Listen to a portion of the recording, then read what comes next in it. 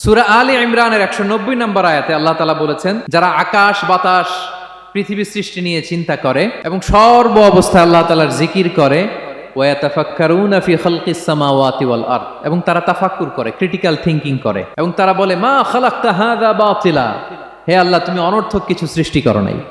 মনে রাখবেন, এই পৃথিবীতে আল্লাহ তাআলা অনর্থক কোনো কিছু সৃষ্টি করে নাই, করেছে? যেটাই সৃষ্টি করেছে এটা এর মধ্যে মানব কল্যাণ আছে না নাই?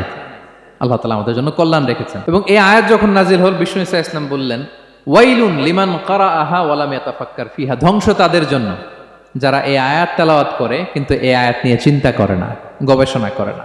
এবং কোরআনের বিভিন্ন আয়াতে আল্লাহ তাআলা বিশ্বনবীকে বলেছেন, নবী হে, আপনি আপনার উম্মতদেরকে নবীদের ঘটনা শোনান। কোরআনের 3 ভাগের 1 ভাগ হচ্ছে ঘটনা। পুরো কোরআনের 3 ভাগের 1 ভাগ কি? ঘটনা, স্টোরি টেলিং। কারণ গল্প মানুষের মনে দাগ কাটে।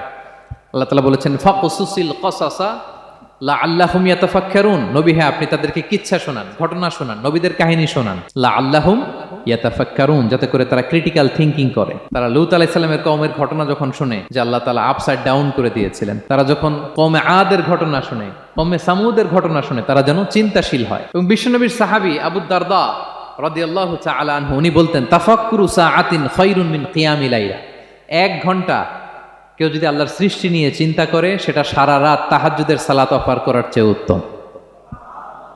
আমরা অনেকে মনে করি শুধু তাসবিহ পড়াই ইবাদত, জিকির করাই ইবাদত, শুধু কোরআন তেলাওয়াতই মনে হয় ইবাদত, শুধু কিয়ামুল লাইল করাই ইবাদত। কিন্তু বিশ্বনবীর সাহাবী, যিনি ইসলাম আমাদের চেয়ে ঢের বেশি বুঝেছেন, তিনি বলেন আল্লাহর এই সৃষ্টি শৈলী, এই সৃষ্টি নৈপুণ্য নিয়ে 1 ঘন্টা চিন্তা করা, ক্রিটিক্যাল থিংকিং করা, সারা রাত নফল তাহাজ্জুদের চেয়েও সেরা। এবার বলেন, আমাদের চিন্তা করার দরকার আছে না নাই? ব্রেনটা খাটাবেন তো? এই যে যারা কনভার্টেড মুসলিম হয়, এরা কিন্তু অনেক চিন্তা ফিকির করে, নিজের সাথে নিজে বোঝাপড়া করে, ক্রিটিক্যাল থিংকিং করে, তাদের অ্যানালজি কাজে লাগিয়ে, আল্লাহর দেয়া ব্রেনকে কাজে লাগিয়ে এরপরে শাহাদা পাঠ করে, এমনি এমনি না। এই যে কিছুদিন আগে আমেরিকান এক পপ স্টার কালেমা পড়ছে না? আপনি জানেন একটা ধর্ম চেঞ্জ করা, একটা ফেইথ চেঞ্জ করা, এটা কত বড় সিদ্ধান্ত? হ্যাঁ, বাপদাদার ধর্ম, বয়স 30-40, এতদিন যে ধর্ম মানলাম, এটাকে চেঞ্জ করে নতুন ধর্মে কনভার্ট হয়, এটা কত বড় সিদ্ধান্ত? Could you imagine that? It's not a joke. নিজের সাথে নিজের অনেক বোঝাপড়া করতে হয়, তারাই ক্রিটিক্যাল থিংকিং করে। এবং বিষ্ণু ঈসা ইসলাম, উনি নবী হওয়ার আগেও এই চিন্তার ইবাদত করতেন। তিনি হেরা গুহায় চলে যেতেন, কাবা থেকে 6 কিলোমিটার উত্তরে, 634 মিটার উঁচু, যা বলে নূরের উপরে একটা কেইভ আছে, গুহা, এটার নাম হচ্ছে গারে হেরা।